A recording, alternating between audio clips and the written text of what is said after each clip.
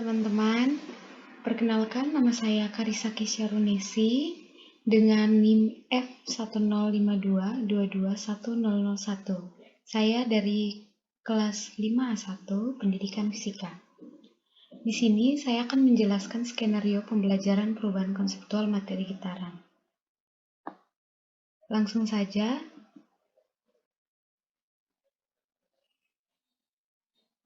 Untuk membuat skenario ini, saya mengambil miskonsepsi di mana siswa beranggapan bahwa semakin kecil periode getaran, semakin besar pula amplitudenya. Siswa tersebut beranggapan bahwa periode berbanding terbalik dengan amplitudo. Nah, dapat teman-teman lihat pada gambar bandul di samping. Teman-teman bisa mengamati jika bandul tersebut bergerak bolak-balik dan apakah periode berbanding terbalik terhadap amplitudo saat melakukan gerakan. Nah, siswa beranggapan bahwa semakin kecil periode getaran, semakin besar pula amplitudonya. Siswa juga beranggapan bahwa periode berbanding terbalik dengan amplitudo. Inilah yang menyebabkan konflik kognitif di mana padahal jawaban yang tepat adalah semakin besar periode getaran, semakin kecil frekuensinya. Hal ini disebabkan periode berbanding terbalik dengan frekuensi, bukan dengan amplitudo.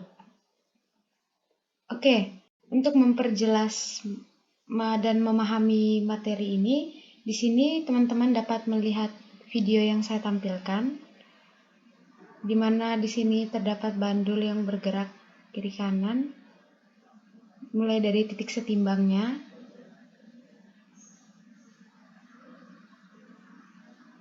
Nah, satu kali getaran itu di mana terdapat dari titik setimbang tadi ditarik ke arah kanan, ke arah kiri, dan kembali ke arah kanan yang disebut dengan satu kali getaran.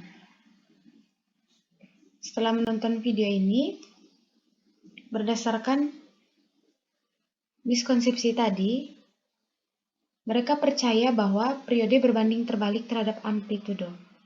Nah, miskonsepsi ini muncul karena kebingungan dalam memahami hubungan antara periode dan amplitudo dalam gerakan harmonik. Di sini kita dapat melihat bahwa berawal dari miskonsepsi tadi, siswa itu mengalami kebingungan dalam memahami hubungan antara periode dan amplitudo dalam gerakan harmonik. Oke, untuk memperjelas, apa sih itu getaran, apa sih besaran-besarannya, dan apa sih rumusnya?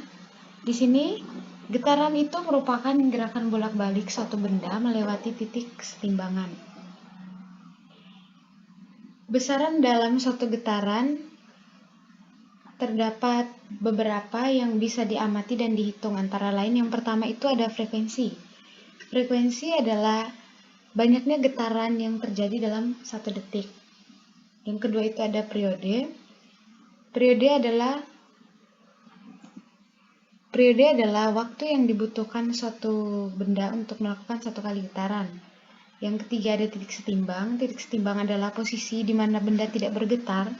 Yang keempat itu simpangan, merupakan posisi benda saat bergetar dihitung dari posisi seimbang.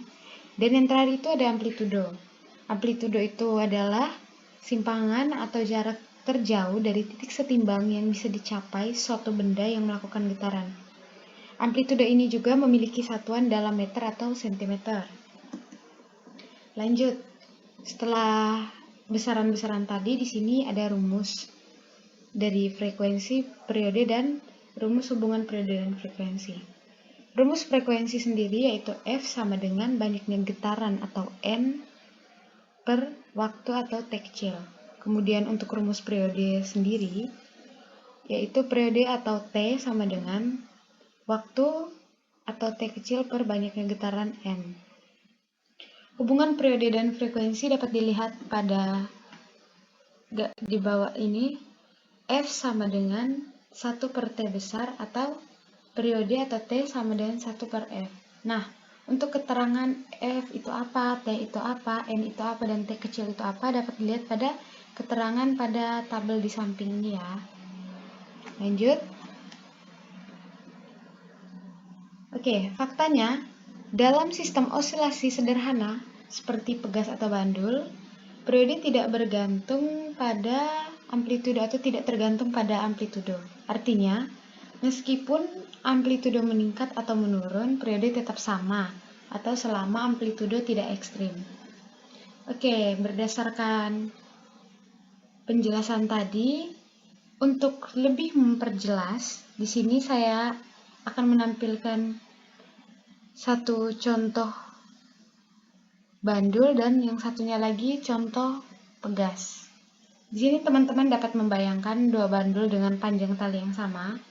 Bandul A memiliki amplitudo kecil dan bandul B memiliki amplitudo besar.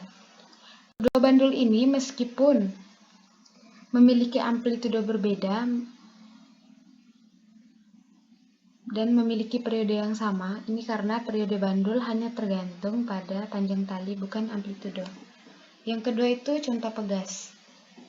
Teman-teman dapat mempertimbangkan dua pegas yang sama atau ditarik sedikit, amplitudo kecil dan amplitudo besar. Atau yang besar itu tuh teman-teman dapat ditarik lebih jauh. Nah, keduanya bergetar dengan periode yang sama meskipun amplitudo mereka berbeda. Dari contoh ini, teman-teman dapat memahami bahwa periode dan amplitudo adalah dua aspek yang terpisah dalam gerakan osilasi.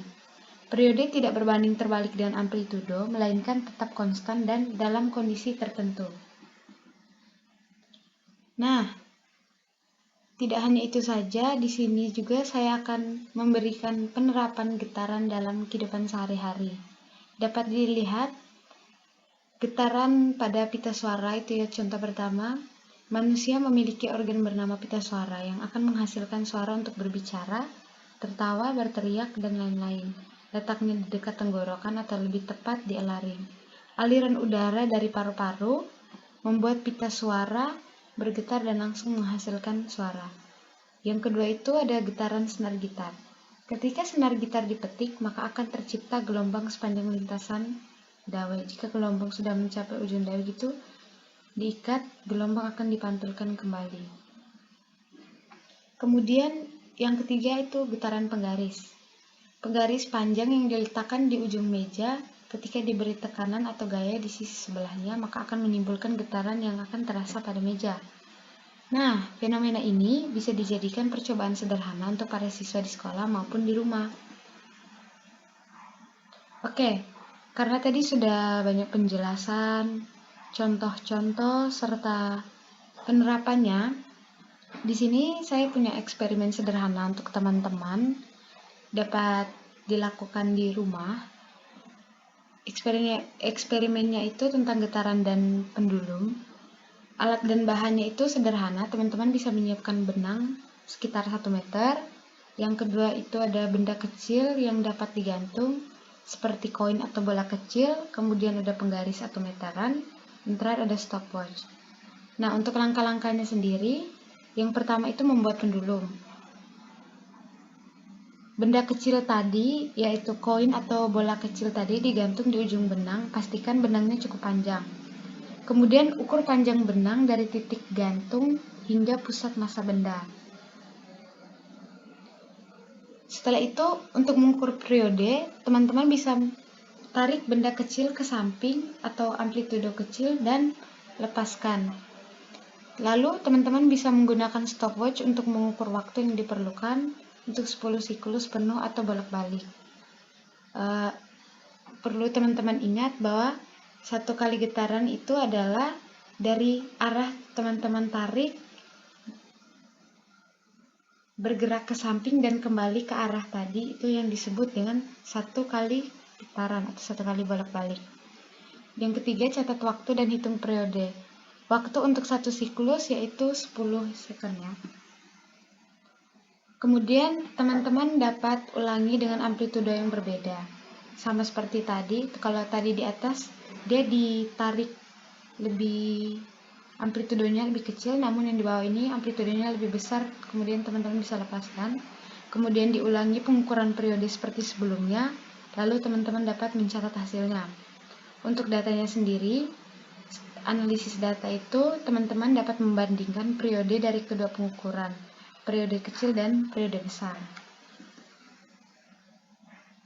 Oke, Dalam eksperimen ini nanti, teman-teman akan menemukan bahwa meskipun amplitudo berubah, periode getaran pendulum tetap hampir sama, terutama jika amplitudo tidak terlalu besar. Ini menunjukkan bahwa periode getaran pendulum tidak berbanding terbalik dengan amplitudo.